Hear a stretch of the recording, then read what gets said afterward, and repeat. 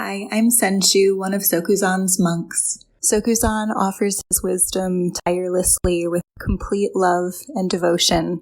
If you value these teachings, Sokuzan, the mandala of SokukoJi, please consider donating at SokukoJi.org. Thank you. Observe the confusion. So I'm going to lay that out a little bit and define what it is I'm suggesting, asking that you do. Is when anything comes up in your mind, before you even call it confusion, any ragged around the edges emotions that are starting to climb up your vertebrae or however it may feeling before the naming comes, just look at, because if you name it, if you do anything with it, it progresses. It gets this way and that way, and it's because of this, and if she hadn't have said that, then this wouldn't be happening. That's way down the line. The original situation that was possibly triggered, that's what needs to be seen, because that is the Dharma gate. It's painful to say that. I'm not accusing you of anything particularly, but it seems to need to be seen at an earlier stage in its progression, because if it's already tumbling out of your vocal cords and it's already, if you already pull your finger out of your holster and begin to point, and including this way, it needs to be observed a little bit further back on the track in which it has been, shall we say, triggered. And what has been triggered is not something that's happening. It's not the occurrence. That's just the leading edge, the so-called causes and conditions of the pratitya samutpada, or dependent origination. You don't get to see the whole show.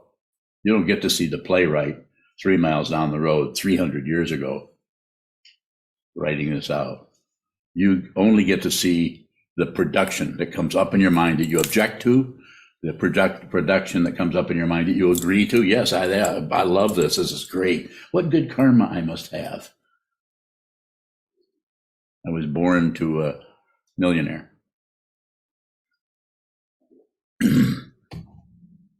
I was born with a mind that isn't clogged with intense passion, aggression, and ignorance that is just completely in the service of the narcissism. There are some people that are so incredibly crazy and wound up and at war with themselves and with the whole world that there's no chance that they could ever see this, at least not in this life, not unless they just stumble off a cliff and fall into the hut of a hermit who begins to teach, because they can't do anything else. Is that going to happen? Pretty unlikely. Just observe. And it won't particularly, you won't get a credential for doing that. It will not feel good, more than likely. I'm not going to say it's always going to be that way, but probably won't feel good to have confusion come up that you don't know what it is. There is a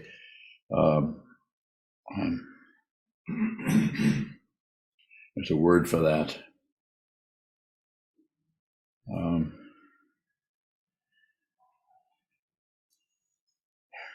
I want that word. It's not confusion. It's more.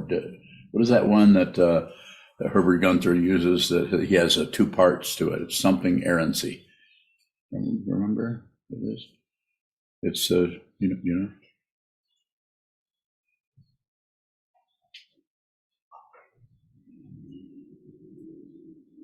It's not bewilderment. Yes, it's bewilderment.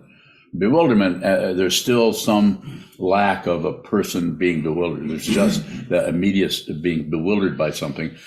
Just before you've named it, it's so bewildering that you haven't even called it confusion. It's so bewildering that you are frightened, or so bewildering that you haven't even put up your guard yet, because you're not sure what it is. You're bewildered by that. You don't know if it's like someone knocking at the door really hard. Is that someone trying to break in? Is it someone with bad news, good news? Is someone so delighted to see me they can't help but pound on the door really hard?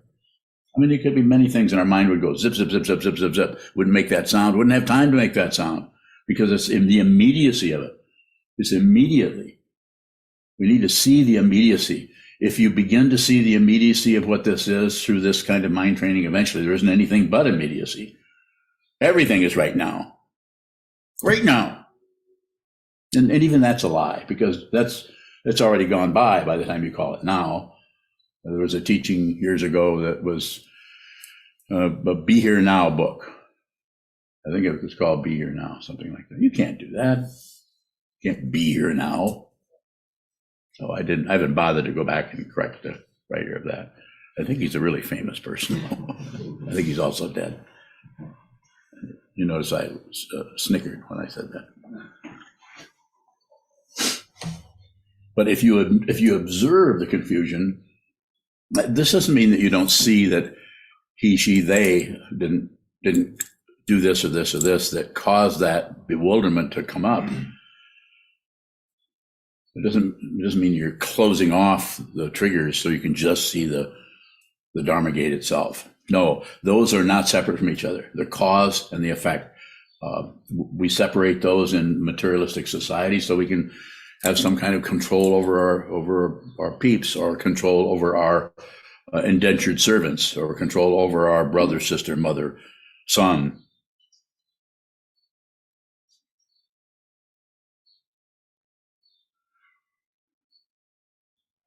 If you see what this is, you will not object to it, you will not agree with it, and you certainly won't ignore it. You will be fundamentally, completely alive, and you won't be missing your life. You could say you'll be ready to accept or receive. It's not even accept, that's too much. That creates an acceptor. It's like training, doing shamatha meditation creates a meditator. Not wrong, I just don't teach it. It's not wrong, it's not incorrect. I just don't teach it because I want you to see this now. You may not have to go through 20, 30 years of shamatha vipassana, as I did. More like 20 years of it before I started practicing shikantaza again. I just didn't tell anybody about it or teach it at the time. I didn't feel confident to teach it. Who am I to say something different than what my teacher has taught me? But if I'm coming to a conclusion, might be somewhat of a conclusion here, is please just observe. If you just observe, you will have no idea what's happening. You will have no pat on the back from the dependent origination. You won't have anything. You may feel more and more and more at a loss for everything. Get no credential. Nobody wins. There's no game. There's no winner. There's no loser. It's just this, and you see that nothing happens. No time, past and future, collapse. It doesn't mean that you don't know that lunch is in 20 minutes. And it also doesn't mean that you don't recall that you, in our case, just got out of a car in the parking lot. But that is unreal. That is unreal. Your memory might be very vivid. You cannot recall what that was exactly, because what it was exactly was the same thing that you're looking at now, except it's done this, or it's done that, or it's done this, but it's the same thing. Same. The differentiation we add on in our mind and build up the idea of a past and a future. Unreal. The same way that our attribution of this being a solid, ongoing person who can win or lose is unreal. Vividly unreal.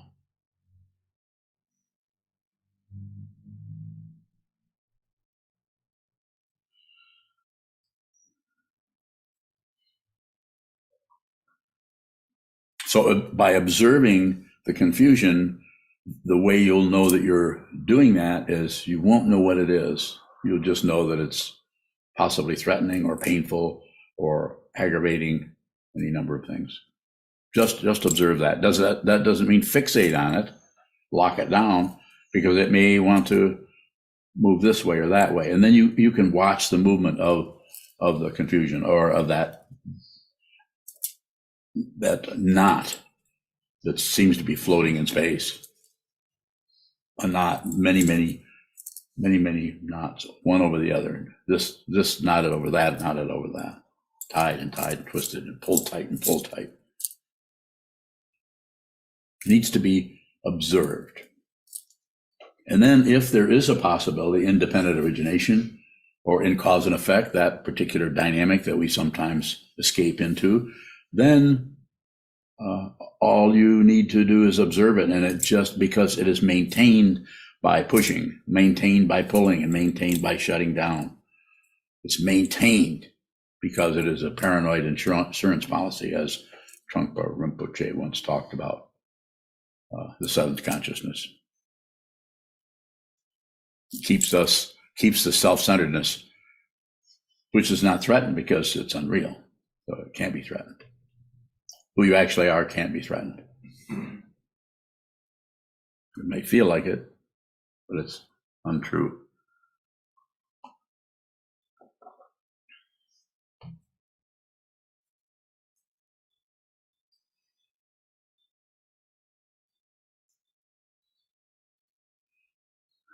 And coming back to square one, is right back to the wall, sit down and train yourself using the simplest, most immediate situation that you have of otherness, which are your thoughts. If you try to do this on people out in the tundra, pretty difficult to do that because everyone is wound up in knots over their idea about who they are and who you are. Their projections are really intense on you, and your projections on them are difficult to see as projections and very easy to believe as that's actually true. They are a silly person that's going in circles. And it's not that appearance isn't there, but that is an illusion we are deluded by. If you begin to see it, it's still there. It's still spinning. It's still an illusion. It's still unreal. It's still vividly unreal. But if you sit down, face the wall, look at the floor, look out across, as Susan Hirschfield said. I don't know if she's here today or not. Yep, she's here. She said she was kind of asking permission from Chisho if it's okay to look at Chisho and then look out the window he's looking at, out at the view there, I guess the mountains off in the distance. Is Chisho, isn't that what you do? You look at a mountain all day long? And of course, that's fine. You can, anything where there's nothing is particularly moving, that works. It might be, it might be a wall. It might be, it could even be a mandala, or it could be a tanka. It could be an image. It's about not particularly fixating on it, but just observing it. Whatever shows up, just observe that. If you look if you're practicing deity yoga, very similar. Even though you might be doing some motions or some mudras, very, very similar. Not the same, works with the mind in a different way. I've practiced a lot of that. I'm not going to tell you how much. Am I? Probably not, but a lot. Not as much as some, but a lot to say that I know what that's about. And I don't teach it, not because I couldn't. It's just that the way it looks to me, this isn't correct, but the way it looks to me is if you're listening to me, what is there, 30 people listening to me? 50 maybe? Nowhere near 100. You're probably karmically or situationally, you're probably ready to hear it taught this way. If you like to practice tantric Buddhism, go somewhere and find a tantric master, find a lama in the tradition, and any one of the traditions. They're available everywhere. But if you're ready for this, I'm ready to present you with how this looks to me in order to help you see your true nature. Right and wrong are extra. We don't need those. So, very simple. Sit down and have your own personal experience of what moves in the mind, and you just observe that coming and going. And if you're practicing deity yoga, and again, I'm not going to go into it particularly, but if you have that kind of situation that you're looking at, which is deliberate movement of whatever's happening in the vocal cords, whatever's happening in the visualization, and whatever's happening in anything you're doing with your hands, and also holding still otherwise, that can also be workable too. It's important to watch the movement without adding to it, unless there's an adding by saying this is a Vajrasattva, or this is a particular deity that looks a certain way traditionally. So then you would use that. If you're looking at the wall, look at walls in this place, they look like cottage cheese. They have lots of bumps on them. But it's important to look just at whatever is there without adding, subtracting, or dividing. And that may involve watching yourself add, subtract, and divide and manipulate things that are coming and going. Just continue to do that. Don't fix anything. Just watch the movement. It will, if it needs to slow down or stop or come to a halt, it will do that itself. And in this way, I'm not saying you wouldn't have a profound realization on the cushion or in your meditation chair, seat, or position. I'm not saying that couldn't happen, but it's more than likely to show up in your everyday life that you're no longer agreeing with, objecting to, or ignoring. And what shows up? I can't tell you that. I can't tell you, because then you'll look for it. And if you look for it, the very nature of confusion is to look for something else. The very nature of it. And the very nature of realization is to see what's in front of you, because you no longer count on the visual seeing. You see it. I don't know where the seeing comes from. There's no organ for that. But once that starts to open, sometimes those in the past who have tried to convey this will call it a third eye. I don't know. I don't think there's any numbers involved. But it happens. It's not an occurrence. It's more like something has been uncovered that was always there, was always waiting for the looking at the darkness forever, willing to look at the darkness forever. No light. Can't see anything. Because as soon as you start to try, you actually are supporting, buying into, refurbishing the very nature of confusion, which is believing that dependent origination or causes and effect are correct and true, and you need to manipulate that somehow in order to get what you want, or in order to get happiness or get longevity. Like Ponce de Leon's down in Florida a few hundred years ago, looking around for the fountain of youth. I don't think that worked too well for Ponce de Leon. Maybe. Don't look around. Look right here. Don't search. As Papaji, guru in India of the last century, said, give up the search. Well, first you have to see that you're even searching. You're looking for something else. Even when you look at the wall, you're looking for something else. When you're in retreat, you're looking for, is this going to help? Am I going to get better? Probably not.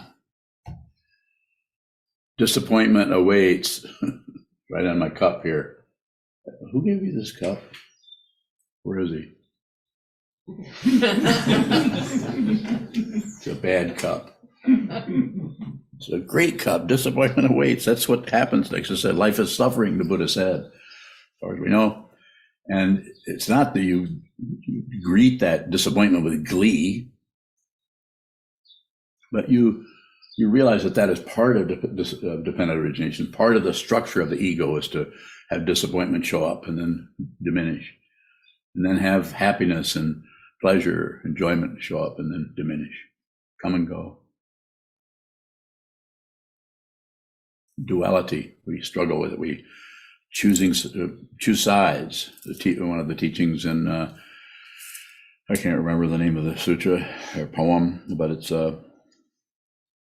choosing. That's the way Thomas Cleary translates it. Instead of picking and choosing, he just said choosing. So there he chose between those two, picking and choosing, and he decided to choose one of them. It's kind of a hidden teaching from Dr. Cleary. Did he choose? What do you think, Eric? For a second, I wasn't thinking at all, sorry. You wasn't thinking? Well, I'm sorry I interrupted you. That's pretty good.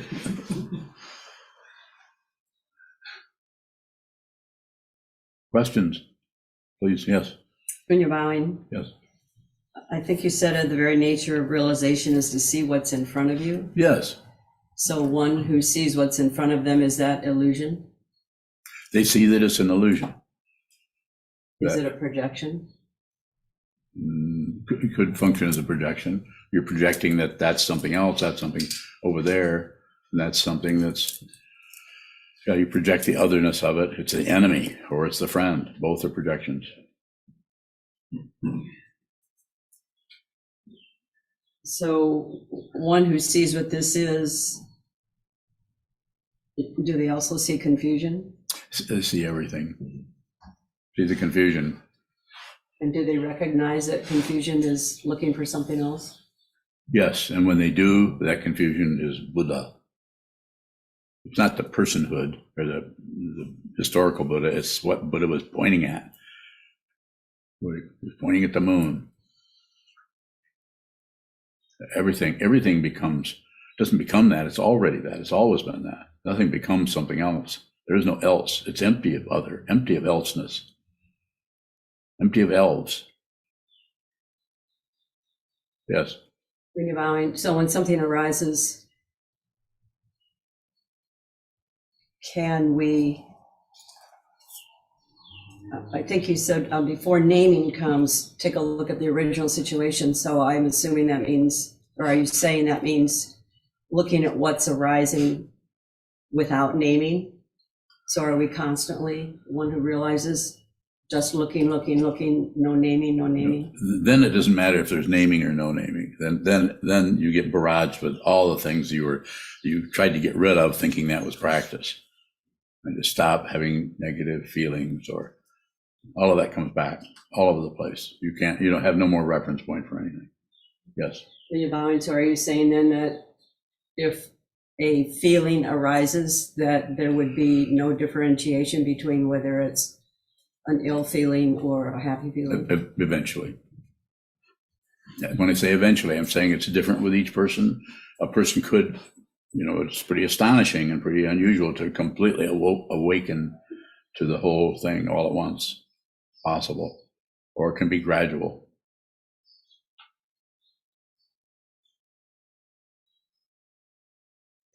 Mm-hmm. Yes, sir. Is putting others before ourselves just a different way of restating just observe? Putting others before ourselves is the practice, is the Mahayana practice of the Shantideva is what you're reading right now. And so it's that. It's just encouraging you to see that the apparent other is, you're really not separate from that. And one of the ways to do that and work with the self-centeredness, the ego, the narcissism of the mind is to do something slightly counter to that. Not all the way. It doesn't mean you give everyone give everyone everything, but there's a consideration for others and what they're going through. You're putting them before yourself. Sometimes it's to the extreme. There's images and stories. The Jataka tales are full of stories of the Buddha who gave his life just to feed a hungry tiger, I think it was, who had cubs, gave his life. Did that occur, or is this just a way of teaching to say that you could actually do that, or maybe that's how it might feel to do that? You might not do that, but it might be feel that dangerous. More? So is putting others before ourselves another intention? Yes, it's an intention. And you may never accomplish it. It's not about accomplishing it. It's about intending, because you don't know what it's going to take to do that. You intend to do that, and then you begin to, then the obstructions start to show up in the form of dharma gates. You and I talk about that a couple times a week, don't we? Now, what is your personal, what's happening with you that is keeping you from seeing your true nature? And quite often it's just believing that certain things are true. And even though this old man tells you that's not true, what you're saying right there is not true. And I say, do you see that? And I'm just using our interaction. You say, not really. And you might even say, I might say, are you interested in seeing that? You might also say,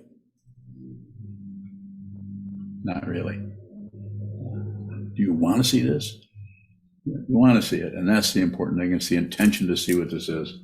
not the accomplishment. And it's going to be different for everyone in here, a different dynamic, a different kind of dharma gate that each of us are working with. More? So if you're saying observe the confusion, how do I endeavor to put others before myself, but then just observe the confusion? Well, it might have to be a different day of the week or something. There are times when situationally one is going to be more prominent. You'll be reflecting on, how do I just observe this? Or is this confusion? Or am I observing a confusion? It could show up lots of different ways. And another time might be you might be interacting with them and you might not necessarily agree with them or like what they're saying, but you're going to listen to them. You're going to put them first. You're going to listen. They might say something very, very negative, maybe even about you, or about something that you're kind of taking personally. It's not really about you. It's something you're saying that you're making it about you. And the way you would work with that is just receive that. Just let it stink, to use that particular nerve ending. Just allow it to do that. Don't block it. Just receive that.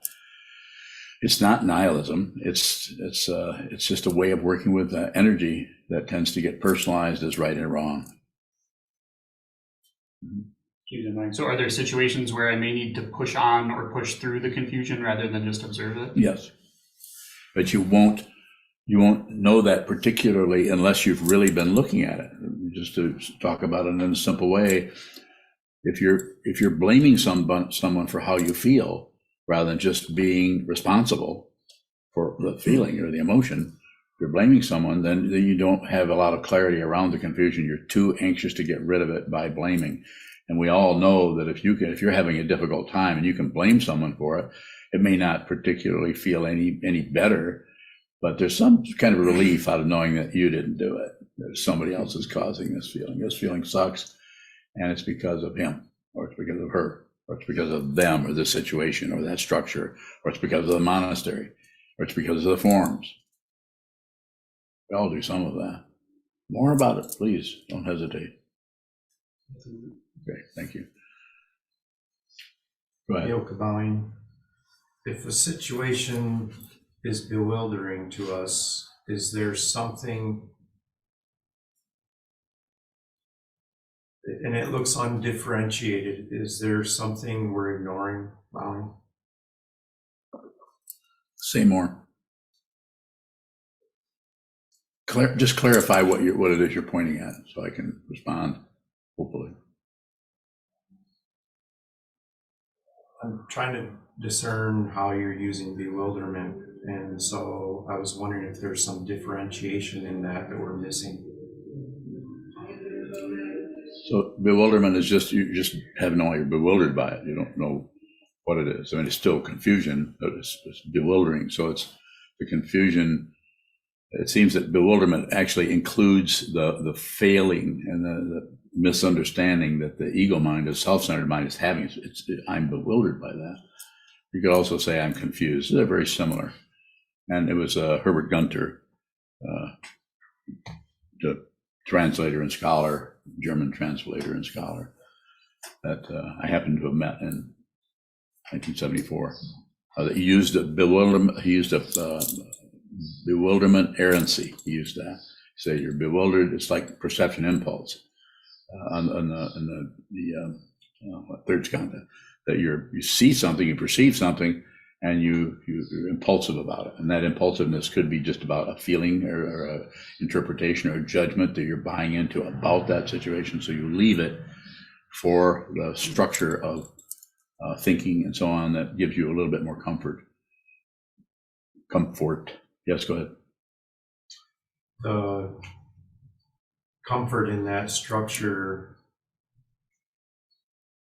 how do we work with that? Just look at it. Don't leave it for something else. Ondo. Ondo bowing is pretty much everything that we sense, confusion, where we are on the path, bowing. I can respond to that, but I'd rather hear what's bringing that Question, what do you want to know that I could possibly help you with? It seems like anything that we perceive, we immediately leave. I immediately leave. So, but you're observing that, and it's a matter of just observing that, that you're vacating the premises of the original thing, because that is too threatening. Because that right there, if you look at it, will, I hesitate to even use the word eventually, because it's not, it doesn't have anything to do with time. But at some point, you will not abandon anything. You will not agree with it. Passion, you will not disagree with it. Aggression, and you will not ignore it. Ignorance, you actually see that you're looking in a mirror, to continue to use a relative image. But it's you. You're looking at yourself. Whatever you see, the confusion. You're not separate from anything, anywhere. And so, that realization, which is not even an event, it's not even an experience, because everything, all the otherness comes apart. It doesn't hold up out there as even a reflection in a mirror. Go ahead. What about when you say observe the confusion? It seems like we're always needing to observe, because whatever comes up, if we abandon it, that's confusion. Okay. Is that true? I don't know. More? From Ross in Ireland. Yes. Does seeing what this is necessarily bring compassion? I feel that it does. I feel that eventually the practice of putting others before yourself, you don't see any others. You just see people that are suffering. You also see people that are happy or enjoying themselves. You see all of that all at once. And the putting others before yourself is choiceless. You no longer think, I need to put others before myself. You're not separate from others. So then you just observe, because you still have eyes, nose, ears, tongue, body, mind. You observe that some things you can't help but do, and other things you're not about to do, and you don't decide anything about it. So that's why sometimes Trungpa Rinpoche and the Tibetan lineage is all together, and even in the Zen traditions, it talks about it in different ways. Crazy wisdom form of the Buddhas of the three times. Kind of a fancy way of saying that. To ego mind, it looks crazy, because ego is not going to decide to walk into a cave of demons, but the bodhisattva will. Or won't. Or might say, I'm not going in there. And it would look like ego making decisions, but there will be no one there. There is just someone who is completely caved into dependent origination and functions as an aspect of dependent origination, while still looking intensely like a personality. You meet anyone who is a teacher, not just this old man, but anyone who is a true teacher of the Dharma, it's going to be very perplexing, because they can look intensely like they're self-centered, and yet they don't see anything but you everywhere. And I know I'm supposed to be looking at the computer screen, because the computer screen is not over there. The computer screen is in Ireland. Right, Ross? Where is he? Is he on here? Huh? Oh, he's on YouTube, but he's looking through this same green dot that. Mm-hmm. Really? Who said? Okay. How do you know? How do you know that? Who told you? Years of working with electronics. Okay, no. Say no more. Go ahead. Rayhan, I believe from the UK, asks, am I sitting wrong if I look too ahead or too down at the wall? That would be up to you. The recommendation for Shikantaza, sit still, look straight ahead. But you may need to be with your particular, what is it called? Sokuzan is physiognomy, is that correct? Did I get it right? Your situation, physiology. And so it depends. Some people actually might look up a little bit. Some people might look straight ahead. I would leave it up to you to do that. And you could, experiment. You could look around and don't necessarily look for the result of feeling better, but you'll have some insight into it. I'm looking right at you right now. I think. Further questions? Please bring them. Yes, sir. Bowing. Is there a confusion that shows up in the first 5 sense fields? Bowing? If there is, it's the 6th or 7th that is in there meddling around with everything, trying to help, and to tell you what you're smelling and where you first smelled that at. So it's there's some there, but the sense field itself, it just receives. And the interesting thing that people might take exception to this, especially people smarty pants out there, is really a mind doesn't produce any thoughts. Everything is dependently arisen. Even the ego mind is dependently arisen. So the thoughts that are coming forward, you can't really think, you just receive. You receive thoughts. There's no thinker. There's no there's no producer. There's no stage hands. There isn't anything else but this. It's extremely disappointing to ego, and it's outrageously appropriate for what this actually is. The isness is not there. That's why it's so difficult, because it's there, but it is an illusion. Just a simple way of saying it's been said for long before this person came here. More? So bowing. Looking at how we're not producing the thoughts. When you're talking, I'm constantly producing thoughts about what you're saying. Yes. If that's happening dependently, that's dependently arisen. It is. How can I hear what you're saying? Not different. They're not two. They look like two, but they're not. And that's why the actual path to awakening can look more and more confusing as you go. And that's why it's necessary to have a teacher, someone who's seen this, someone who has had a teacher and has understood this. I'm not saying it couldn't be done without that, probably. But so that to be encouraged, because you feel like you're going in the wrong direction because it makes no sense. It makes sense a little bit, but it's devastating to the ego.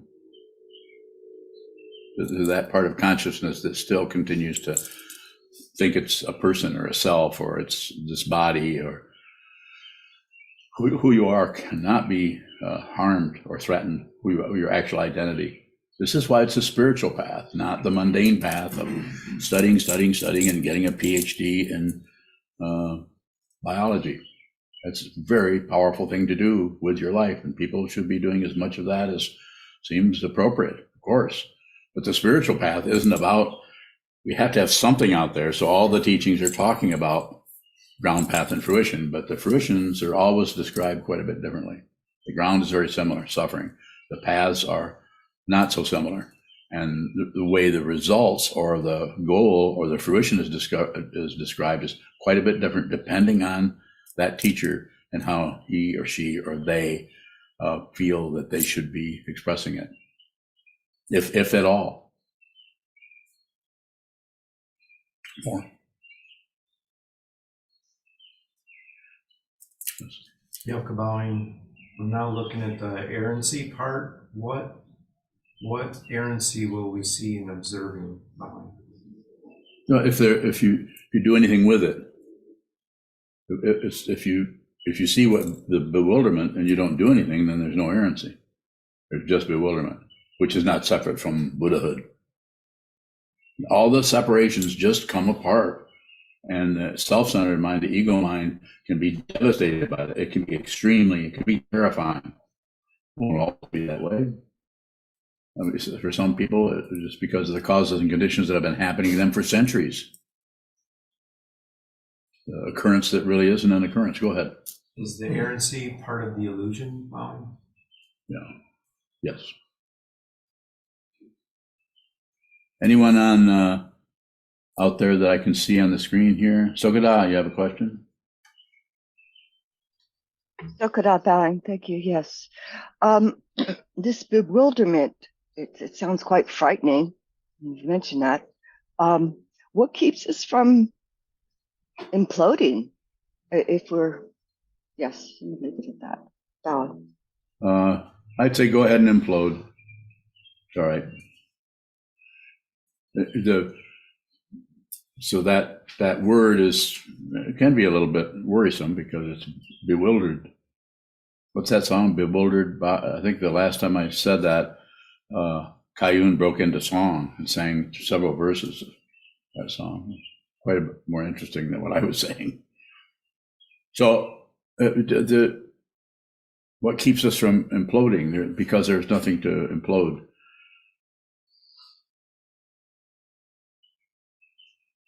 It might feel like that's going to happen. So that's part of the fear, the paranoia of the consciousness that is rolled up into a me that can be harmed, or a me that can get ahead, or a me that has been mistreated, or a me that is protected over here but totally endangered down there. And this isn't to do away with relative truth and say that if you walk in certain neighborhoods at night, you're threatened. Physically, you can be threatened because of passion, aggression, and ignorance.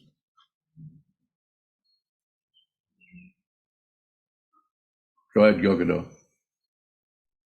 Gyokudo bowing.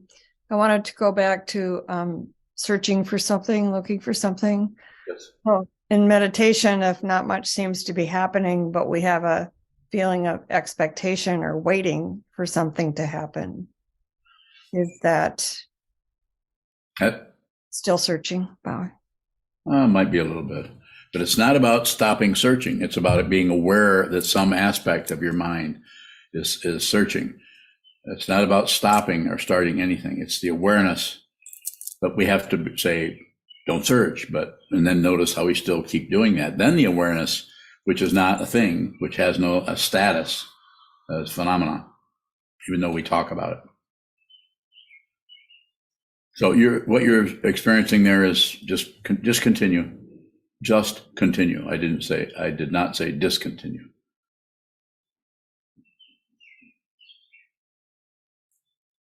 Do not discontinue. Just continue. Continuez.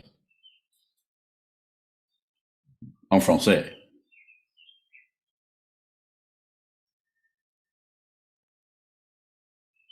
Is there another question out there in the dissonance? Go ahead, Chodo. Chodo bowing. Is bewilderment still path? Bowing? Yes. Awareness. So anything that shows up is path. So if you don't push it, don't pull on it, don't do anything with it. And then, but if you do that, if you do see yourself pushing on, just don't like that feeling, and just will do anything to blame. But the more you practice meditation, the more you're going to be aware of that kind of function in your mind stream. And it's the awareness that's important, not the success story of anything. Anything that shows up, the truth of not separate or Advaita or non-dual, that's true all the time, insofar as there is a time. So, but it's seeing that, and when you see that, your body doesn't blow up or you don't disappear. You might look at your watch and realize it's time to go have lunch. So a very ordinary situation comes about. But I don't know if it even comes about. More? Chodo bowing. If we're seeing, or if I'm seeing a pattern or a habit of avoiding a particular feeling, at some point, will I need to see the feeling that I'm leaving without leaving it? It's somewhat what I'm talking about here in the talk title is observe the confusion. Observe the confusion and don't accept it, don't reject it, don't look away, don't do anything with it, but observe it, and then observe or see that. Then if it becomes time through your continued observing that, watching that, looking at that, time for that to roll over and move away or fall apart, or then it will just occur. But any pushing on that or pulling or distracting yourself from it I'm not recommending that. I'm saying watch it as long as you can without doing anything. Don't make excuses for it. Passion. Don't get mad at it or upset with it or resentful of it. Aggression. And don't distract yourself into a game of checkers, some other thing where you don't have to look at it. And that recommendation is so It's just a general response. So it could show up so many different ways. There might be a time when you see it, when you just, I'll put it very literally, you just see the off button. And you just, but it won't be some kind of a plan that well, I just need to stop. You won't ask me about it. I will say it this way, and as a personal, with me, my basic issue when I was very young was anger, intense anger, and it really frightened me. I was afraid I was going to hurt myself. I was afraid I was going to hurt my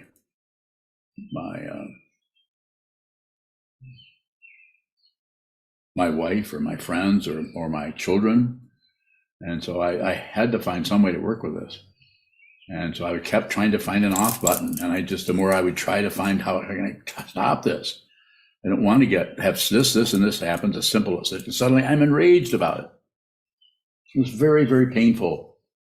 And of course I was raised by someone who was enraged and the way he handled his rage is to strike me.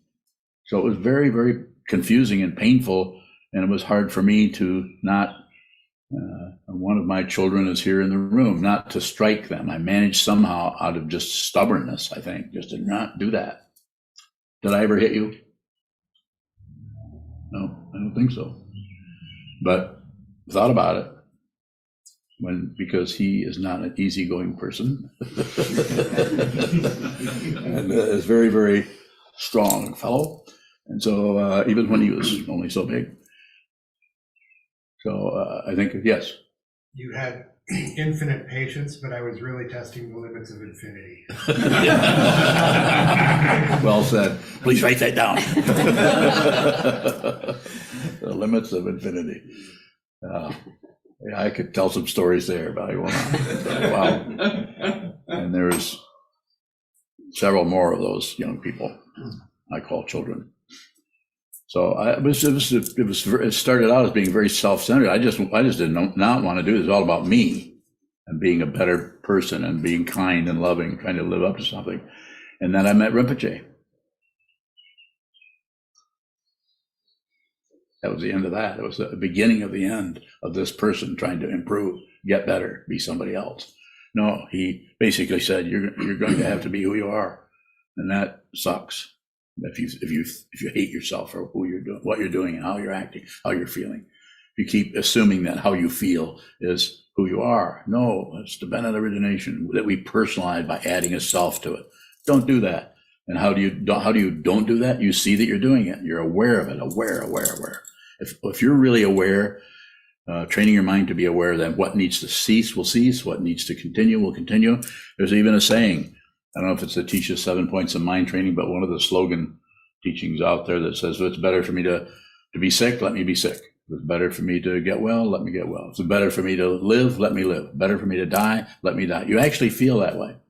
You actually realize that outcomes are emphasized way too much. What is emphasized is this, just this. And this is to go back to the question a few moments ago, is this compassion. Wisdom and compassion are not two different things, but they tend to be talked about differently. And one seems to be intellectual wisdom, but it's not. One seems to be emotional compassion, but it's not. It's not feeling. Feeling is what cats and dogs and humans without any mind training tend to go through and live by. They're how they feel. I've often said to my students, I don't give a shit how you feel. If I care how you feel, then I have to do it your way. I have to do what you want and make sure you don't have hurt feelings. It's very hard to see someone you love and care about wanting you to function in a different way and knowing you can't. It's choiceless for you. You have to function as a teacher.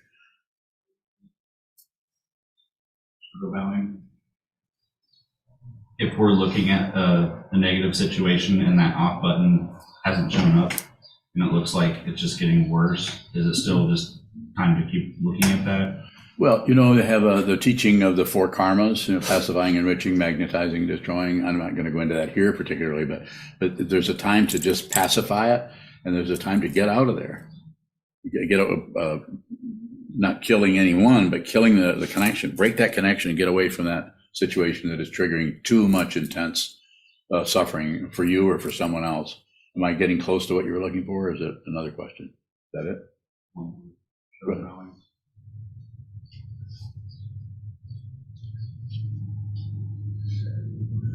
If we're looking at that and it looks like it's getting worse, is that a cover up? The getting worse is a kind of cover up? Well, perhaps. It'd be difficult for me to comment on that, but since you're asking it that way, it's possible it's getting worse, but you can do it. You can do it. Your body, mind are not two different things. They just look like it. Change your posture. You can't change your mind. Have you noticed? Yeah, you have no say-so about what happens in the mind. This should be enough proof for you to let you know that there isn't anyone. If there was, you'd just stop feeling that way. You'd just be happy. You have a say-so about it. You do not have a say-so because there isn't anyone. Everyone in here that feels like some particular person, I feel pretty special. I felt pretty special when I put this Nagazamui on that came from, you could buy this in Nepal. I had this made in Nepal. It's brown. It's really nice. And I really appreciate it. I also have a protection cord from, is it Mingyur? From Mingyur Rinpoche. So, try to take me out with this on. It'd be very hard. Bunyo has one too. Yes, Kozan. If the bewilderment collapses into what appears as a scenario where there's reacting or responding, is that necessarily errant? It might be, you might call it errancy or might call it a mistake or something, but not really. If it's this is happening to people in the world with no mind training, then it just goes on. It's just one fist fight after another, or can be. But if it's with someone who is a practitioner, who's fully ordained as a monk, as you are, probably not. But what you're doing is the mind training, the awareness practice gets to, for lack of a better word of saying, description, it gets stronger and stronger, so it's able to work with the negativity that is generated karmically in the distant past, and the so-called distant past that is trying to find a way to be expressed or be observed. You could even say it that way. So you may have to go through something that might be thought of as errancy, but because of your awareness practice, you're no longer picking and choosing, but you're actually welcoming everything that shows up, and you're no longer discriminating between good and evil, or right and wrong, or clarity and errancy, or correctness and incorrectness. Am I getting close? Yeah. So, and that's why it's so difficult, because the mind that is still picking and choosing will be caught by that and taken back into some kind of right and wrong mentality, and feeling I just can't do that. I can't do that. Whereas the mind the mind that is either liberated or is extremely close to liberation because they're no longer deciding on stuff. They realize their true nature, which is not separate from anything, anybody, anywhere, whereas the illusion of individuality continues. You can't stop it. But you have a sense of humor about it. You realize that you're going to have things that show up that drag you into an area that looks incorrect, that you wouldn't choose. If ego was still in charge, you wouldn't do that, or you would try not to do that. Whereas the path of the bodhisattva, the path of the enlightening being or enlightenment being, may go into that dark area because of skillful means, because they know there's no one separate, and someone needs saving, and you're going to do it. You follow me a little bit? Further questions? Yes. Russell from Kalamazoo asks, how can we observe the confusion during periods where we must react quickly? Well, if you're reacting quickly, there's a good chance that that's just spontaneous rather than impulsive. Impulsiveness comes out of hope and fear, hope of getting it right, fear of getting it wrong, and spontaneity, you just see it and you do it.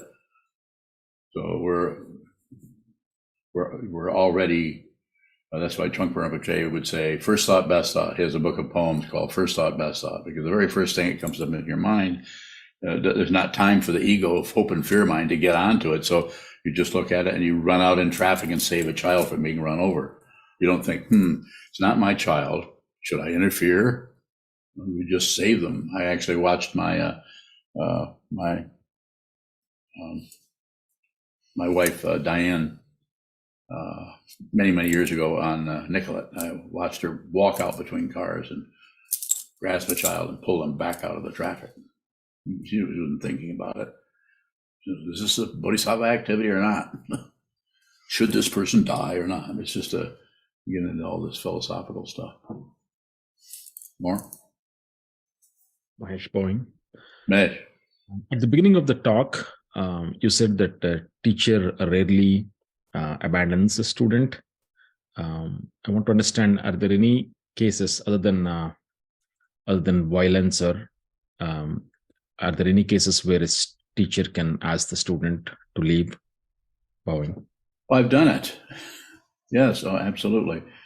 I have a student, I'm not going to say their name, but I had a student, been several years ago now, pre-COVID and everything, that was just came in, that was in the hojo and was really upset with me and was yelling at me.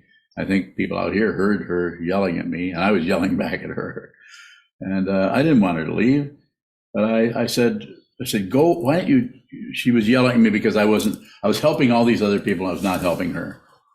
And she's a really intelligent woman. I think she's an art therapist. That's all I'm going to say about that person, other than she's just really upset she was suffering. But I'd been working with her for years, and she was not sitting much, of course. Was that wrong? No, well, it was what she was doing. I don't know what it's like to be her, but I know that it was not helpful for me to just receive her slings and arrows. That was not how she just wanted to pound her fist and yell, "Why don't you help me? You don't help me. You help everyone else, but you're not helping me." And so I said, well, then leave. I said, go away. I didn't send her away forever. I said, go away for a year, see what that's like. Find somebody else to help you that's more helpful. So if you then come back in a year and we'll talk about it again. But right now, this isn't going to work. You can't come in here and thrash me, give me a thrashing. Won't work. So, yes, is that what you were looking for? Or would you like me to get rid of you or something? Thank you. Yeah, I'm just curious what those cases were where the teacher asked the student to leave, but I think I got it. Yeah, thank you. And the other one, Mahesh, is when people, I made it very clear to that person what, just you come back in a year, go away for a year, come back in a year, and they did not do that. I've never heard from them since. And then there's other people who disconnect from me, and I don't chase them. I mean, I might do something. I've had people leave, several people, just stop communicating. There's been no monks do that yet. If it were a person who were a monk, I would probably chase them a little bit. But if they were lay ordained, which I have several people who are lay ordained who don't communicate with me anymore. And do I do anything about it? A little bit. I might send a heart on Facebook, or hey, what's up? But I don't know what it's like to be them, and so I have to be respectful of that. I have to respect their what looks like confusion, but what do I know? Maybe this is all they're going to do in this lifetime. Go ahead, Monica. Monica bowing. At some point during the talk, you said before the naming comes, the original situation is the Dharma gate. Yes. Is there a witness of that? Can that be observed? Yes, it can be. So I'll try to paint a better picture, illustration of it. So you're going along and something happens in your living room or in your driveway or in your Sangha community. Somebody says, does something, and then you have an emotional reaction to that. And so that's the Dharma gate, the emotional reaction. And what happens is, even though someone seemed to cause it, or at least trigger it, we don't leave how we feel for who did it. So that's the Dharma gate is right there. It's raw, and you can't see the hinges of it. You can't see the latch. It's just a blockage that has probably an emotional and even an intellectual force to some extent of being something other that shouldn't be there. You shouldn't have to face this, but you are. And so one of the ways to deal with that is to name it. It's jealousy, or it's anger, or it's being abused, or all the different descriptions that come up that keep us from seeing the which have an accuracy to them, but they cover up what it actually is and allow us to resume our belief in duality and otherness, and that some people are to blame for how I feel, and your feelings are yours. So the way to work with that, and it is a hard work, is to not to maintain it, but to return to that feeling, or see that feeling, and before you start to leave it in terms of what caused it, who did it, what it's called, and put all kinds of descriptions on top of it. So the original pain that was there was pointing out your ego, was pointing out that area of the consciousness we call the seventh, that area that is completely self-love, self-reference, what are the other two? Pride of self. That's powerful. If you actually think you are somebody, a particular person with a particular privileges to do things a certain way, and somebody comes along and says, or he does something that doesn't acknowledge that, what is this about? Someone's doing something. Don't they realize who I am? Do they realize this? What is going on here? And all those other phrase fillers. That's a really good phrase filler. What's going on here? That actually is, rather than an actual question, that's a cover-up. Monica Bowing. Go ahead, please. Is there a gate behind that gate, before the emotion? Yes. Yes. Can you speak about that, please? Can I speak about it? Yes. There's gates all the way down. Yep.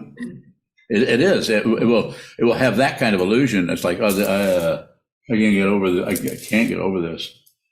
It just like I had with anger, I could not, because I kept trying to stop it. And now I can't stop it. I have access to that anger. And it's not a big bragging point, but I can get outraged right now and break everything in this room. And if I thought it would help you, I'd start in. And it might. I've come close to it a few times. I think the closest I've come is to take my watch and throw it down, or my kotsu and throw it down. But, you don't want to see a teaching where I smash my computer and throw it across the room and knock Chokodawa out and he has to go to the hospital. You think I would blame myself for that? I wouldn't blame anything. It's all compassion. It's just compassion. This is very, very difficult, and people are suffering. There's a person here that I can't see into. I'm not a mind reader. I don't have to read minds. I don't read thoughts. I just look at you and I know. And what do I know? I know that you're here. I know that you have a commitment to do this, and I have a commitment to help you as much as I can, with your permission, and that varies. And we just do this together as Sangha, Buddha, Dharma, Sangha. Sangha is quite often misunderstood as just a bunch of people hanging out, studying the same thing. No, it's not separate. It's not separate. More, Monica. Monica Bowing. So what is behind the emotion? What the emotion comes out of or from? The emotions are of fear, or of being, or jealousy, or anger, or just it's the self is threatened. That aspect of consciousness is amazing in being able to do or show up however dependent origination comes along. It just does that. It doesn't see the differentiation, so it can do anything. And especially if it has a body to relate to, and if it has a series of lifetimes that show up certain kinds of activities, so it just is welcome. Other lifetimes don't show up those activities. They're more nurturing, more kind. They're more this, more that. And other ones are more raw and rugged and more violent and more demanding and more controlling and quite often more masculine. And I mean, it can go the other way, but it's more than likely to go to the masculine side, because that's the skillful means, the actual motion, whereas wisdom doesn't move at all. Feminine wisdom, skillful means, or upaya, is masculine. Just as a masculine energy, it doesn't make it unkind. More, Monica? Thank you, Bowing. Okay. gates all the way down, nothing but gates. And you don't have to get rid of them. You don't have to open them. You have to just see that it's a wall. Let's just see that it's a gate. If you see what it is, you see what it is, you see what it is. You look at the wall, you see what it is, and it just eventually just comes apart. Falls apart. It can't hold up wisdom. Yes, Michelle. Michelle Rowing. If you see what it is, would there still be a label there? There could be, but it might just be a flash in the pan. It might just show up as a label, but it can't find it. It has no gravitas. It can't get a hold of you because you've been looking at the nature of yourself over and over and over. The nature of the thinker, the nature of one who is there. One who's receiving anything. Is there anyone seeing this? Look here. Look. See. Is there anyone here? Find out. Find out. There'll be no proof that there's someone here. There'll be no proof that there isn't someone here. That's it. It neither exists nor does it non-exist. This is a gateway. It's a gateway, and it doesn't open because it's never been closed. You have to see it. Brian, wake up. Ask me your question.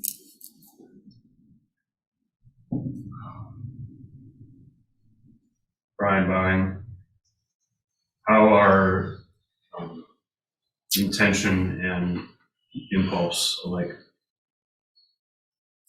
They're not. Impulse is, they could be, but impulse comes out of fear. The way I'm talking about it comes out of impulse to get away from something, or the impulse to grasp something before we run out of whatever it may be, before we lose it. So impulsive, control it, stop it from doing this or that. And then an intention, the way I talking about it is the vow to be with all things. But that can also have the intention to repair your bicycle. You don't know what's wrong with it. You have the intention to repair it. So when you start to look at it, well, let's see, the chain is loose. Does that mean I have to get the sprocket moved in the other direction to tighten it up, or I need to take a link out of the chain? See what I'm saying? So that way we do it. Whereas the impulse isn't going to do that. It might just throw the bike away and get another bike. Or you might just, impulsively do something without really investigating, without looking at. So this I could just tighten this up. I could take a link out of that chain and tighten it. Whereas I don't have to hit it with a hammer because I can't figure out why it's too sloppy. More? Thank you for the question. I know you were just resting your eyes, I'm sure. I do that all the time. Is there a question out there? We could take maybe one more out in the tundra. Do you have a question? I do. Go ahead. So back to your talk title of Observe the Confusion. Yes. And similar to Michelle's question, if we just observe, will we see confusion? So the causes and conditions around that are countless and diverse. Just you can't find a first cause for anything. So possibly, but you would just your intention is more powerful. So just the intention to see that, and then it's like if you ever gone fishing. You ever fish in a lake where there's no fish? I didn't catch any fish, so I'm assuming. Does that mean there's no fish there? So you see, it's that kind of thing. We don't really know. There's the water, and we're pretty sure there's fish. Somebody over here is catching lots of bluegills, but you're trying to catch sunfish. Yeah. When you're buying maybe a more personal situation, when you're in the hojo or you're waiting for someone to come in for Dokusan, and they enter, sit in front of you, what do you see? Well, it's different for each time. It would depend on what my connection is with that person. Some people, as soon as I see them, I know I have a connection. And whether they see it or not, it may not be time for them to see that. Maybe this is the last time they'll come on the screen or enter the. Anybody that's here right now, I have some kind of connection with, or you wouldn't be here. You may see it. I see it. I have a connection with everyone. somehow, but it's a different intensity or what. Go ahead. You're bowing. So when does confusion arise in that setting? Bowing. In that setting, immediately. Is that naming what's arising? No. Not if I do it.